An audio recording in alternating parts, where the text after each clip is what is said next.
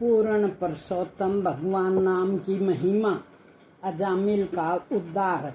श्री भागवत के छठे स्कंद के प्रथम अध्याय में अजामिल का इतिहास है, जो बहुत ही बड़ा पापी व्यक्ति माना जाता था। किंतु जब विष्णु के 4 दूत उसे लेने के लिए पहुंचे तो उसे मुक्ति मिल गई। भक्ति की शक्ति सिद्ध करने के लिए सुखदेव गोस्वामी ने अजामिल के इतिहास का वर्णन किया है। अजामिल वर्तमान कन्नौज का निवासी था। उसके माता पिता ने उसे वेदों का अध्ययन करा के विविध विधानों का पालन करके पूर्ण ब्राह्मण बनने का प्रशिक्षण दिया था। किंतु अपने विगत कर्मों के कारण वह युवक ब्राह्मण किसी तरह से एक वैश्या के प्रति आकर्षित हो गया। उसकी संगति के फलस्वरूप वह अत्यधिक पतित बन गया। उसने सारे विधि विधानों को त्याग कर उस वैश्या के गर्भ से 10 पुत्रों को जन्म दिया, जिसमें अंतिम पुत्र का नाम नारायण था। अजामिल की मृत्यु के समय जब यम के दूत उसे लेने आए, तब उसने भयवश जोर से नारायण का नाम पुकारा, क्योंकि वह अपने सबसे छोटे पुत्र से बहुत अधिक प्यार करता था। इस तरह उसने नारायण भगवान विष्णु का स्मरण किया।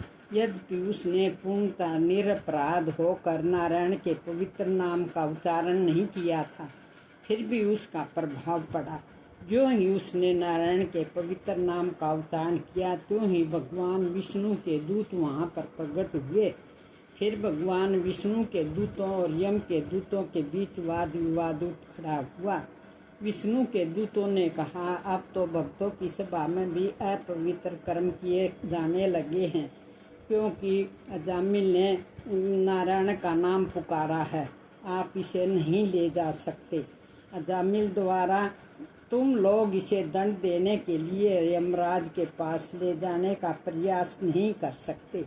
अजामिल अपने द्वारा पूर्ण पुरुषोत्तम भगवान के नाम की महिमा के गायन से ही अदंडनीय हो गया।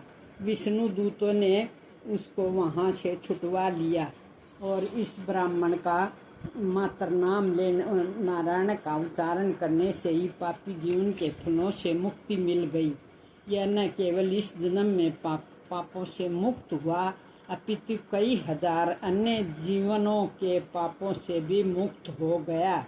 उसने पहले ही अपने पाप कर्मों का प्रायश्चित कर लिया है।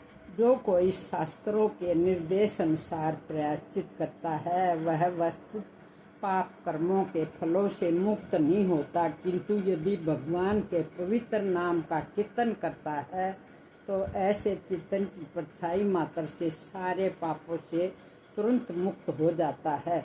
भगवान के नाम की महिमा का कीर्तन सारे सौभाग्य का उदय कराता है। अतः इसमें संदेह नहीं कि सारे पाप कर्मों के फलों से पूर्णतः मुक्त होने के कारण अजामिल को यमराज द्वारा दंड नहीं मिला।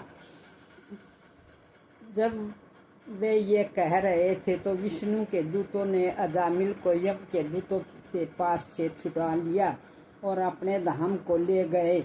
परंतु ब्राह्मण अजामिल ने विष्णु दूतों को आदर समान नमस्कार किया। तब उसकी समझ में आया कि वह कितना भाग्यशाली था कि उसने अपने जीवन के अंत में नारायण के नाम का उच्चारण किया।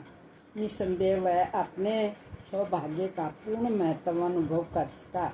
यमदूतों तथा विष्णु दूतों के बीच में वाद विवाद हुआ और भली भांति उनको यह बात समझ में आई कि पूर्ण पुरुषोत्तम भगवान का शुद्ध भगत कि वह पूर्ण पुरुषोत्तम भगवान का शुद्ध भगत बन गया है।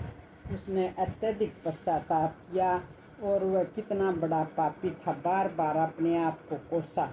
अंत विष्णु दूतों की संगति से अपनी मूल चेतना के जागृत हो जाने पर अजामिल ने सर्वस्व त्याग दिया और हरिद्वार चला गया, जहाँ वह अविचल भाव से पूर्ण पुरुषोत्तम भगवान का चिंतन करते हुए भक्ति में लग गया तथा विष्णु दूत वहाँ पहुँचे और उन्हें सोने के सिंहासन पर बैठाकर फिर वैकुंठ में ले गए। संक्षेप में इस कहानी से पता लगता है कि अजामिल जैसे पापी जो अपने पुत्र को पुकारता था, किंतु नारायण का पवित्र नाम लेने से प्रारंभिक अवस्था में उच्चारण किए जाने पर भी उसे मुक्ति मिल गई। इसलिए जो व्यक्ति श्रद्धा तथा भक्ति से भगवान के पवित्र नामों का उच्चारण करता है वह निश्चित रूप से महान है। उसकी रक्षा भौतिक जीवन में भी होती है और आध्यात्मिक जीवन में तो होती है। अंत आखिर समय तक भगवान के पवित्र नामों को लेते रहना चाहिए, क्योंकि अंत गति सोमति। अगर हम अंत में उस भगवान के नामों का लेते हुए जाएंगे तो हमारी अजामिल की तरह गति भी अच्छी होगी। जो भी इस प्रिया कुंती के चैनल को देखें, सब्सक्राइब करें और लाइक करें। धन्यवाद।